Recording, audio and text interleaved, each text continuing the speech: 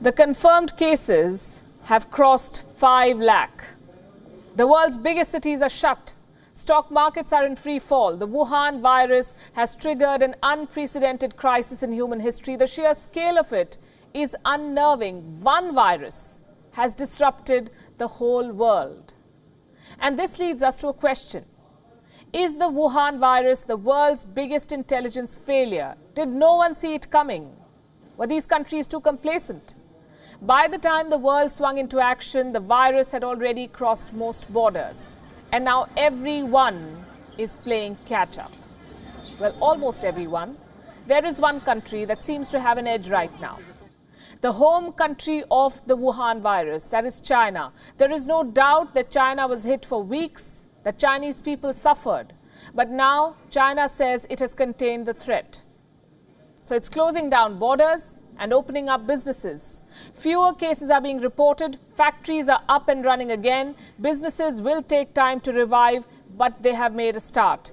Companies are being encouraged to make coronavirus supplies. They're making equipment other countries might need to fight the outbreak. Gloves, masks, personal protection equipment, even ventilators.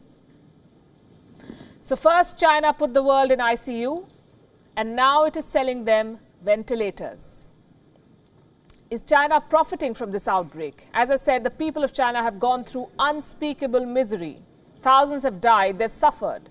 But big business and the government now stands to gain in China. And if this sounds too sinister a plot, look at this.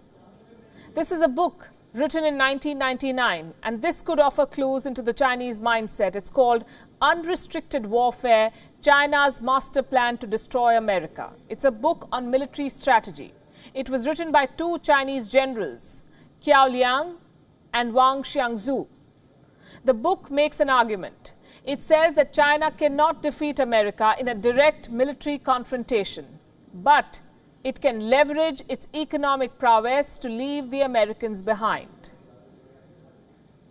Now, the book's assessment has some eerie similarities with the present situation. It is being quoted by conspiracy theorists. They claim that amid this coronavirus crisis, Beijing is executing its world domination plan.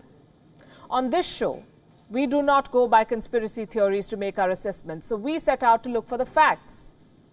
What we found was most interesting, and we have that for you tonight. Let's first talk about the situation in China.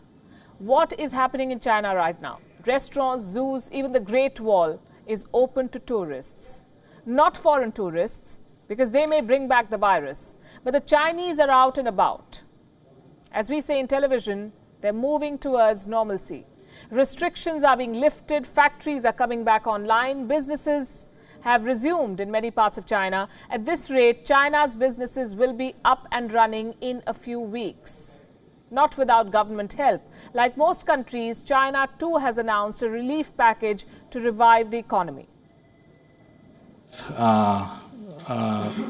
Communicated the figure of a totality of 344 billion US dollars in terms of mainly fiscal measures. First and foremost, we try to stabilize the Chinese economy, and with the measures we have started to take,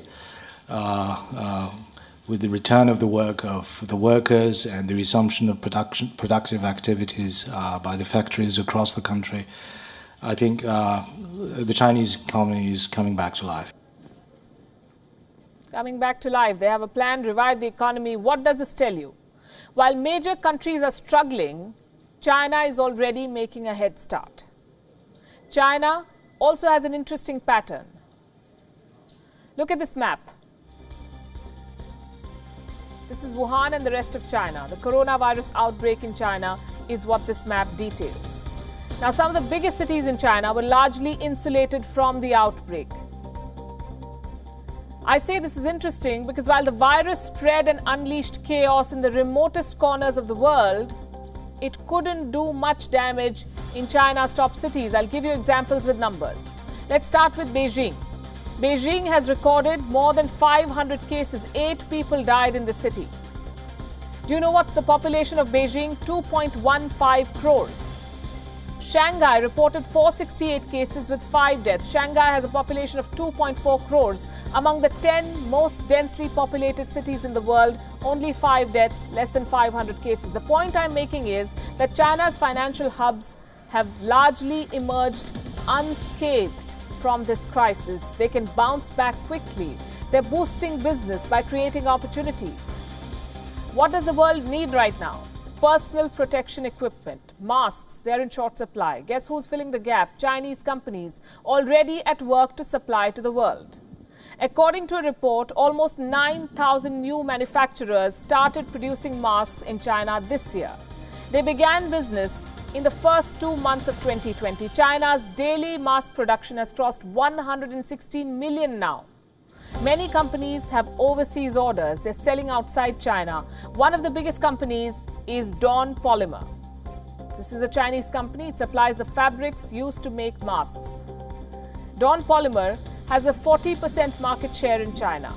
And the value of its shares, the company's shares, has shot up by, listen to this, 417% since January. 417% in 3 months. The holdings of the company's founders now stand at a whopping $1.9 billion. The coronavirus crisis has only meant good news for their business. Here's another example of China creating opportunities from the crisis. Buying out distressed assets. Case in point, Australia. The Scott Morrison government is worried about Chinese companies taking over Australian businesses.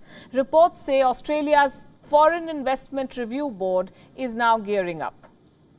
Why? Because they fear takeover attempts from China. Distressed Australian businesses and assets are on China's radar.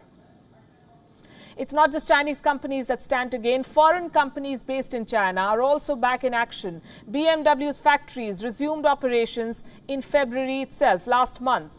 Fiat Chrysler has also restarted production. Foxconn has resumed work in its mainland China factories. Foxconn manufactures for leading tech giants like Apple and HP. Tesla's factory in China is back online too, reportedly with help from local authorities. Members of the Chinese government allegedly helped Tesla secure key supplies. The Chinese government is going the extra mile to make sure businesses resume operations. In Shanghai, most foreign businesses are back in action. All foreign-funded enterprises have resumed operation, with an 80% employee return rate and a 70% business resumption rate. The overall situation is steadily improving. So while it sounds crass to say that a company or a country profits from a pandemic, these are the bitter facts. China exported a virus to the world. Now the world is sick and China is selling them the balm. And while the world tries to heal, China is already up and running.